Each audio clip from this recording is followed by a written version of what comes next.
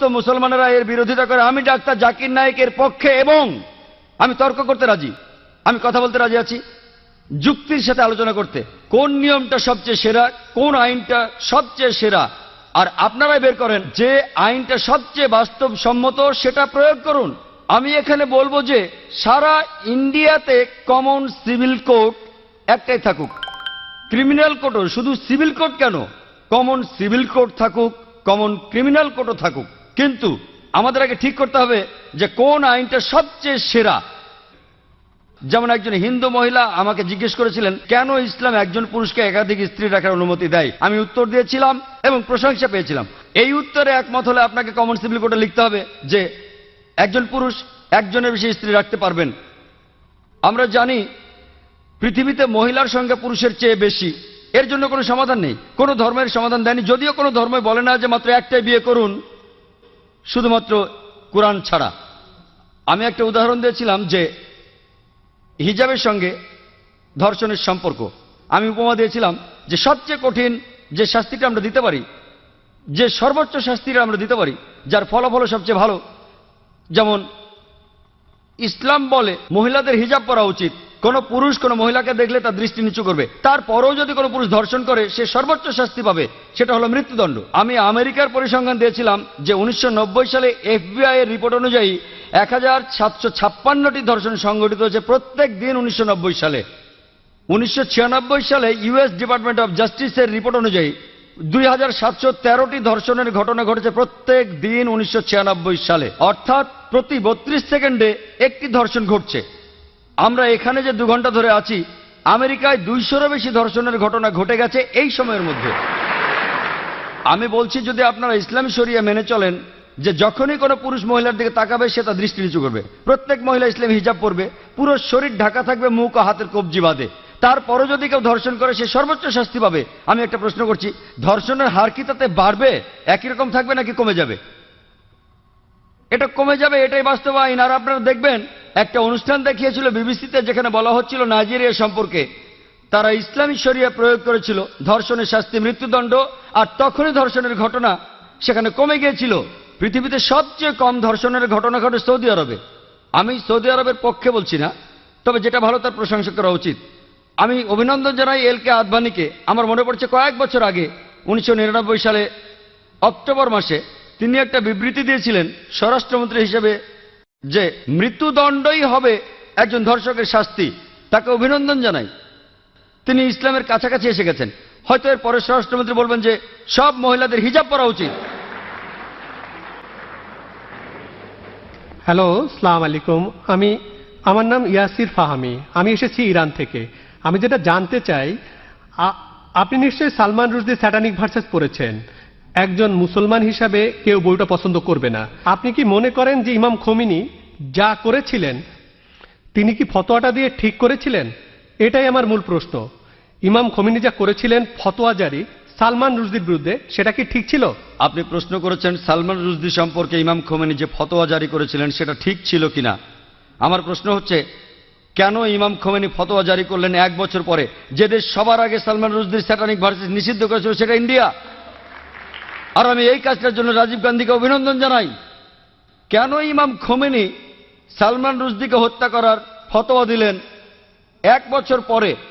কারণ তাকে নিয়ে কোনো খবর হচ্ছিল না। সবই রাজনীতি, রাজনীতির খেলা। আপনি যদি ফতোয়া দিতে চান আপনি সেটা দেবেন। বইটি পৃথিবীর বিভিন্ন দেশে সমালোচিত হয়েছে, অনেক দেশ নিষিদ্ধ করেছে, আর তিনি ফতোয়া দিলেন তাকে হত্যা করতে হবে। ঠিক না বেঠিক সেটা পরের কথা। এটাই হচ্ছে রাজনীতির খেলা, রাজনৈতিক সুবিধা। এইসবই রাজনীতির খেলা। কিন্তু রাজীব গান্ধী যা করেছিলেন হয়তো তিনি এটা জানতেন না। আমি আগেও এই স্যাটানিক ভার্সেস নিয়ে কথা বলেছি, যদিও বইটা ইন্ডিয়াতে নিষিদ্ধ। আমি বইটা পড়েছি। হয়তো জানেন সালমান রুশদি বলে যে সে মুসলমান ছিল, সে কাউকেই বাদ দেয়নি। তার বইতে সে রানী এলিজাবেথকে ছোট করেছে।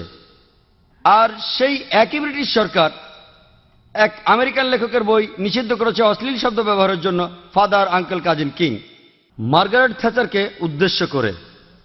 আর এই সালমান রুশদি শব্দটাকে আরো ভয়াবহ করলো ING যোগ করে। তারপরেও বইটা খুব জনপ্রিয়। তাহলে একজন আমেরিকান লেখক, তার বইটা নিষিদ্ধ হলো 4টা অক্ষর থ্যাচারকে বলার জন্য। আর এই লোক সালমান রুশদি সেটাকে ভয়াবহ করলো আইএনজি দিয়ে, সেই একই মার্গারেট থ্যাচারকে উদ্দেশ্য করে, কিন্তু সে পেল পুরস্কার। কেন? কারণ সে ইসলামের নিন্দা করেছে, এতে তারা খুব খুশি। আর আপনি কি জানেন সে বাদ দেয়নি রাম সীতাকেও? এদেরকে শ্রদ্ধা করে বেশিরভাগ ইন্ডিয়ান, তাদেরকেও ছোট করেছে। আমি শব্দটা আর বলতে চাই না, সে তাদেরকেও ছোট করেছে, তাদেরকেও ছাড়েনি। আর অনেক লোকই সেটা সমর্থন করে। তাই রাজীব গান্ধী সম্ভবত জানতেন না, কিন্তু পরে তিনি বইটা পড়ে বুঝতে পেরেছেন যে কাউকেই সেখানে বাদ দেওয়া হয়নি। তাহলে কেউ যদি সব সময় নিন্দা করে, পবিত্র কোরআনের সূরা মায়দার 33 নম্বর আয়াতে উল্লেখ আছে যে যদি কোনো ব্যক্তি আল্লাহর বিরুদ্ধে যুদ্ধ করে আর তার নবীর বিরুদ্ধে, অনেকগুলো পদ্ধতি আছে। একটা হচ্ছে তাকে মৃত্যুদণ্ড দিন, ক্রুশবিদ্ধ করুন, বিপরীত দিক থেকে হাত পা কেটে ফেলুন, অথবা দেশ থেকে বহিষ্কার করে দিন। আর এই আইন শুধু কোরআনে নয়, এটা বাইবেলেও আছে। যদি আপনি বুক অব লেভিটিকাস পড়েন, সেখানে আছে যদি কেউ ধর্মের বিরুদ্ধাচরণ করে তাকে পাথর নিক্ষেপ করে হত্যা করো। এমনকি একজন পথিকও তাকে পাথর নিক্ষেপ করতে পারে যে ধর্মের বিরোধিতা করে। তাহলে এই আইন সব ধর্মগ্রন্থে আছে, শুধুমাত্র ইসলামে নয়, বেশিরভাগ ধর্মগ্রন্থেই এ কথা আছে। হতে পারে খ্রিস্টান ধর্ম, হতে পারে ইসলাম ধর্ম, হতে পারে ইহুদি ধর্ম। স্রষ্টার বিরোধিতা যদি নিশ্চিতভাবে ঈশ্বরের বিরোধিতা করা হয়, অন্য কোনো দেশের সীমা নাই। আমরা এখান থেকে ফতোয়া দিতে পারি না যে তাকে হত্যা করা হবে ইত্যাদি। যদি সেই দেশে ইসলামের আইন থাকে, কেউ স্রষ্টার বিরোধিতা করলে তার জন্য নির্দিষ্ট আইন এবং কিছু নিয়ম কানুন আছে। কিন্তু রাজনীতিবিদরা যা করেন, মুসলমান রাজনীতিবিদ হোক অথবা অমুসলমান রাজনীতিবিদ হোক, আমি দুঃখিত, আমি কোনো রাজনীতিবিদকে ছোট করতে চাচ্ছি না, সবাই না হলেও আমি বলবো বেশিরভাগ, আপনি দেখবেন তারা নিজেদের সুবিধার জন্য আপোষ করছে। আর ঠিক এই কারণেই বলা হয়ে থাকে যে ধর্ম আর রাজনীতি দুটো আলাদা জিনিস, কিন্তু তারা ধর্মকে ব্যবহার করে হাতিয়ার হিসেবে খ্যাতি অর্জনের জন্য। মানুষ এই কাজটাই করে।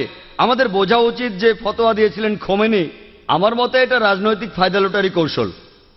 কিন্তু বইটা নিষিদ্ধ করেছিলেন রাজীব গান্ধী, সেটা ঠিক ছিল। তিনি নিষিদ্ধ করেছিলেন প্রথম, আর এখন এই নিষেধাজ্ঞা তুলে নেওয়া হচ্ছে। আমি জানি না এই নিষেধাজ্ঞা আছে না তুলে নিয়েছে। এই নিষেধাজ্ঞা তুলে নেওয়ার জন্য দাবি এসেছিল। তবে কেউ যদি স্রষ্টার বিরোধিতা করে, ইসলাম বলে, খ্রিস্টান ধর্ম বলে, খ্রিস্টান ধর্মে তাকে পাথর মেরে হত্যা করতে হবে। ইসলাম ধর্মে 4টা পথ আছে, হত্যা থেকে বহিষ্কার পর্যন্ত। খ্রিস্টান ধর্মে একটাই পথ, শুধুমাত্র পাথর মেরে হত্যা করা। ইসলামে 4টা পথ আছে, বেছে নিতে পারেন। খ্রিস্টান ধর্মে শুধুই পাথর মেরে হত্যা করা। আশা করি আপনি উত্তরটা পেয়েছেন। গুড ইভিনিং স্যার, আমি টি অনুরাগনী, একজন আইনের ছাত্রী। আমার ধারণা সন্ত্রাসবাদ বন্ধ করা যায়, নিদিম পক্ষে কমানো যায় যদি মানুষকে সহিষ্ণুতা শেখানো যায়। ইসলাম কি সহিষ্ণুতা সম্পর্কে কোনো উপদেশ দেয়?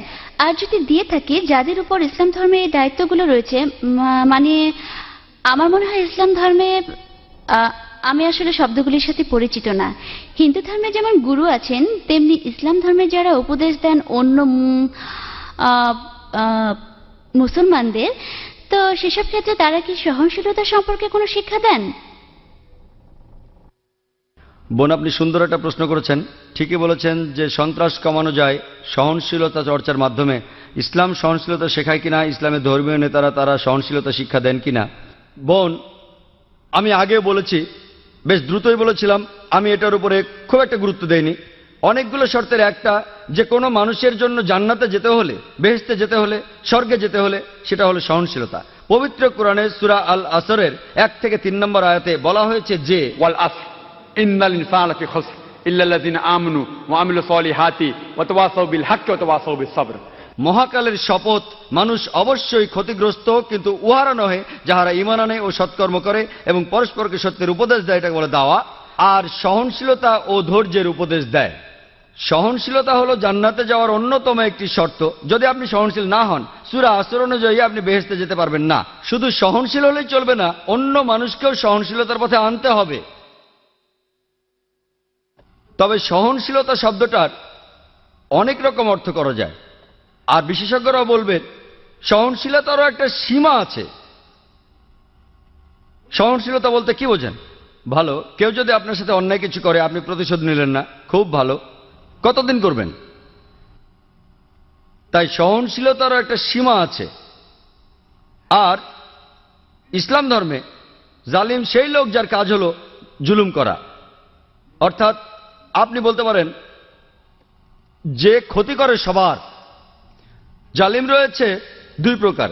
এক প্রকার সে ক্ষতি করে অন্য মানুষের, আরেক প্রকার সে ক্ষতি করে নিজের। দুই প্রকার জালিম রয়েছে, দুইজনকে বলা হয় জালিম। একজন জুলুম করে অন্যের উপর, আরেকজন করে জুলুম নিজের উপর। আমাদের প্রিয় নবী সাল্লাল্লাহু আলাইহি সাল্লাম বলেছেন, এর উল্লেখ আছে সহিহ মুসলিম হাদিসে, যদি তোমার চোখের সামনে অন্যায় কিছু ঘটে, যদি তুমি পারো সেটা বন্ধ করো তোমার হাত দিয়ে। যদি হাত দিয়ে বন্ধ করতে না পারো, বন্ধ করো তোমার মুখ দিয়ে, তোমার জিহ্বা দিয়ে। যদি জিহ্বা দিয়ে বন্ধ করতে না পারো, অন্ততপক্ষে মনে মনে নিন্দা করো যে কাজটা অন্যায়। আর তুমি যদি এটা করো, তুমি একেবারে নিচের স্তরের বিশ্বাসী, নিচের স্তরে। তাই আমাদের কি করতে হবে? সহনশীল হতে হবে, অন্যকে হতে বলতে হবে। যেমন আল্লাহ বলেছেন পবিত্র কোরআনে সূরা বাকারার 153 নম্বর আয়াতে, ইন্নাল্লাহা মা'আস সাবিরিন, নিশ্চয়ই আল্লাহ সবরকারীদের সাথে আছেন। যখন তুমি সবর করো, খেয়াল রাখবে যেন সীমা অতিক্রম না করে। এরও একটা সীমা আছে, সহনশীলতার একটা সীমা আছে। কোনো কিছু সীমা ছাড়ানোর আগে যদি আপনি দেখেন একজন মহিলাকে ধর্ষণ করা হচ্ছে, আপনি ওই মহিলাকে বলতে পারেন না সহ্য করেন, সমস্যা নেই। যদি আল্লাহ আমাকে শক্তি দিয়ে থাকেন, আমি যদি দেখি একজন মহিলা ধর্ষিত হচ্ছেন, আমি সেটা বন্ধ করার চেষ্টা করবো হাত দিয়ে। যদি না পারি তাহলে বলবো, আরে ভাই সাহেব ধর্ষণ করবেন না। মুম্বাইয়ের একটা খবর, একটা বাচ্চা মেয়ে, 13 বছরের একটা বাচ্চা মেয়ে, তাকে ধর্ষণ করেছে এক লোক। সেখানে 5 জন যাত্রী ছিল, তাদের মধ্যে একজন আপত্তি তুলল, সবাই বাধা দিয়েছিল। আরে 5 জন লোক একটা মাতালকে আটকে দিতে পারতো, 5 মাতাল, কিন্তু তারা কিছুই করেনি। মানবতার হয়েছেটা কি? মানুষ আজ কোথায় গিয়ে দাঁড়িয়েছে? 5 জন জোয়ান লোক সামলাতে পারে না একজন মাতালকে, যে মেয়েটাকে ধর্ষণ করছে। এটা কি সহনশীলতা? আমি বলবো কাপুরুষতা। সেজন্য আমি বলছি, যদি এই 5 জন লোক সন্ত্রাসী হতো, সন্ত্রাসী মানে যারা অসামাজিকদের মনে ভয় জাগায়, ওই মাতালটা এই কাজ করার সাহস পেত না। তাহলে বোন, আমরা উৎসাহ যোগাবো, চেষ্টা করব যাতে মানুষ আরো সহনশীল হয়, একই সাথে তারা যেন কাপুরুষ না হয়। খেয়াল রাখতে হবে অসামাজিক যা কিছু আছে সেগুলো যেন কমে যায়। আর সবাইকে একসাথে চেষ্টা করতে হবে, দেখতে হবে ওই লোকগুলো, ওই অসামাজিক লোকগুলো যেন অন্যায় থেকে বিরত থাকে। আশা করি উত্তর পেয়েছেন।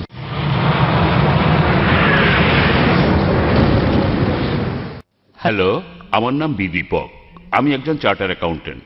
আমি আপনাকে একটা প্রশ্ন করতে চাই, সেটা হলো, স্যার, তালিবান সরকার একটা ফতোয়া জারি করেছিল বামিয়ানে বুদ্ধ মূর্তি ধ্বংস করার জন্য। বলা হয়েছিল সেটা ইসলামের বিরুদ্ধে। আমি জানতে চাই এটা আসলে ইসলামের বিরুদ্ধে কি না। এটা কি আসলেই সেই পথ যেটা শয়তানের দেখানো পথ, যে ব্যাপারে মুসলমানদের সতর্ক থাকতে হবে? ভাই, আপনি যে প্রশ্নটা করেছেন একই প্রশ্ন আমাকে করা হয়েছিল আমি যখন সুরাটে বক্তৃতা দিচ্ছিলাম। ঘটনা ঘটার মাত্র কয়েকদিন পরের কথা, তখন এটা বেশ গরম খবর ছিল। তালেবানরা ধ্বংস করছিল সেই সময় বামিয়ানের বুদ্ধ মূর্তিগুলো। ভাই আমাকে প্রশ্ন করেছেন যে এটা কি ইসলামের বিরুদ্ধে ইত্যাদি। একই প্রশ্ন আমাকে একজন অমুসলিম জিজ্ঞাসা করেছিল সুরাটে, যে কাজটা ঠিক না ভুল। আর তখন কিছু পরস্পরবিরোধী খবর শোনা গিয়েছিল, আসলে তারা মূর্তিগুলো ধ্বংস করেছে কিনা।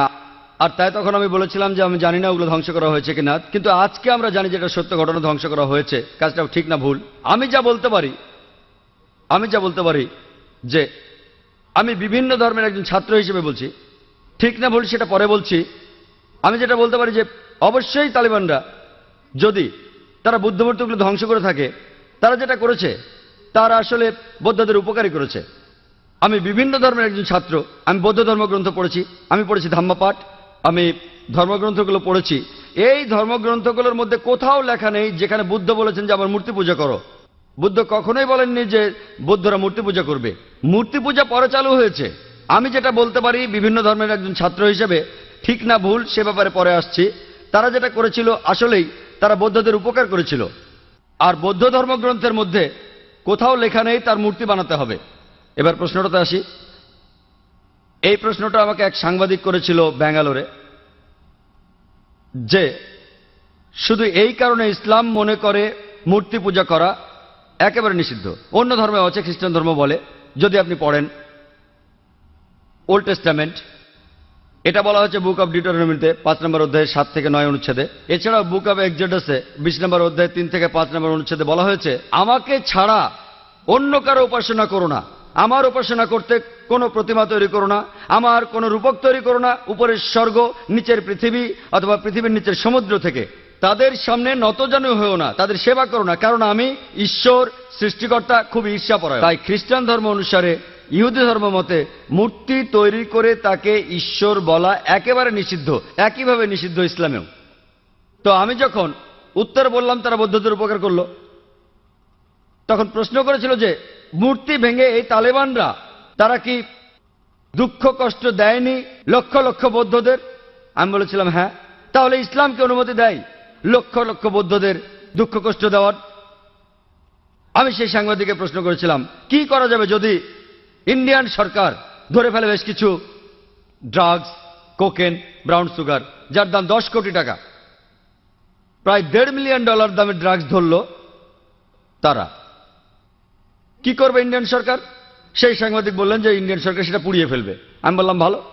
তারপর বললাম আপনি কি জানেন এই পৃথিবীতে লক্ষ লক্ষ মানুষের কাছে ড্রাগস ঈশ্বর? তাহলে আপনি কি ইন্ডিয়ান সরকারের সাথে একমত হবেন না তাদের বিপক্ষে যাবেন যে তারা ধ্বংস করেছে লক্ষ লক্ষ মাদক সেবীদের ঈশ্বরকে? কারণ ইন্ডিয়ান সরকার মনে করে যে ড্রাগস ক্ষতি করে শরীরের জন্য, তারা যা করছে ঠিক করছে, যদিও সেটা কষ্ট দিচ্ছে লক্ষ লক্ষ ড্রাগ অ্যাডিক্টেডদের, কিন্তু এটা ঠিক না জেনেই তারা পুড়িয়ে ফেলছে। আপনি সেখানে গিয়ে ইন্ডিয়ান সরকারকে বলতে পারেন না যে কেন ড্রাগস পড়াচ্ছেন, অ্যাডিক্টেডদের খারাপ লাগবে। তাই একইভাবে আফগানিস্তান, সেখানকার সরকার, এটা তাদের সম্পত্তি, ওই মূর্তিগুলো তাদের সম্পত্তি। যদি তারা এই কাজ করতো অন্য কোনো দেশে তাহলে আপত্তি জানাতে পারতেন। তারা তাদের দেশে এটা করেছে, এটা তাদের সম্পত্তি, তাদের পছন্দ হলে তারা রাখবে, ইচ্ছে হলে ধ্বংস করে ফেলবে। আমরা আপত্তি জানানোর কে? আমরা কে?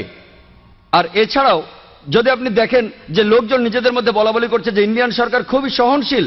আপনি কি জানেন যে বোম্বেতে যখন আপনি ডোমেস্টিক এয়ারপোর্টে আসবেন, সান্টাক্রুজ এয়ারপোর্টে, যেখানে একটা বড় মূর্তি ছিল মহাবীরের, হোটেল জালের ঠিক সামনেই মূর্তিটা ছিল নগ্ন। তারপর লোকজন আপত্তি জানালো, তখন মূর্তিটার সামনে একটা দেয়াল তুলে দেয়া হলো। তারপর কয়েক মাস পরে তারা সরিয়ে ফেলল মূর্তিটা। এই একই লোকগুলি যারা আপত্তি জানালো মূর্তির ব্যাপারে, সেই লোকগুলো নিন্দা জানাচ্ছে আফগানিস্তানকে। কেন?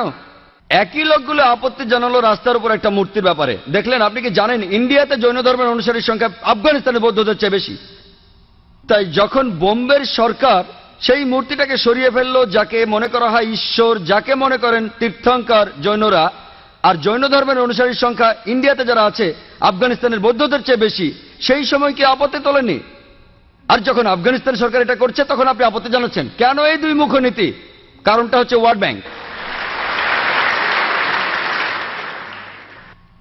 জৈনরা কি দুঃখ পায়নি যখন জৈনরা একটা মূর্তি রাখলো মহাবীরের, যাকে তারা মনে করে তীর্থঙ্কর? আপনি কেন আপত্তি জানাবেন? ঠিক তখনই সবাই বলে উঠলো যে সরাতে হবে মূর্তিটা, সরাতে হবে মূর্তিটা। আর সেই লোকগুলোই আপত্তি আর নিন্দা জানাচ্ছে কেন তোমরা ধ্বংস করলে বামিয়ানদের বুদ্ধ মূর্তিগুলো? দুমুখনীতি। আর তাই আমাদের মানুষ হিসাবে নেওয়া উচিত একমুখনীতি। এক একবার এক এক রূপ ধারণ করা, এই নিয়ম ভালো না। আমি যেটা মনে করি এটা তাদের সম্পত্তি। ধরেন একজন অমুসলিম একটা বাড়ি কিনলো, সেই ঘরের মধ্যে খোদাই করা আছে কাবা শরীফ, ধরেন কাবা শরীফ। যদি সেই অমুসলিম কাবা শরীফ পছন্দ না করে আর সেটা ঢেকে ফেলে, কে আপত্তি জানাবে? যদি কেউ। আর বিশ্বাস করেন যদি কোনো মুসলমান যদি সে তৈরি করে কোন মূর্তি মোহাম্মদ সাল্লাল্লাহু আলাইহি সাল্লামের, আপনি যদি সেই মূর্তি ধ্বংস করেন, সারা বিশ্বের মুসলমান যদি আপনার বিপক্ষে থাকে, আমি ডাক্তার জাকির নায়েক আপনার পক্ষে থাকবো। কারণ মোহাম্মদ সাল্লাল্লাহু আলাইহি সাল্লামের মূর্তি তৈরি করা সম্পূর্ণ নিষেধ। যদি কোনো মুসলমান পাগল মোহাম্মদ সাল্লাল্লাহু আলাইহি সাল্লামের মূর্তি তৈরি করে এবং তার পুজো করে, আর আপনি একজন অমুসলিম যিনি ইসলাম সম্পর্কে জানেন, আপনি যদি সেই মূর্তি ধ্বংস করেন, যদি সারা বিশ্বের মুসলমান আপনার বিপক্ষে থাকে, আমি ডাক্তার জাকির নায়েক আপনার পক্ষে থাকবো।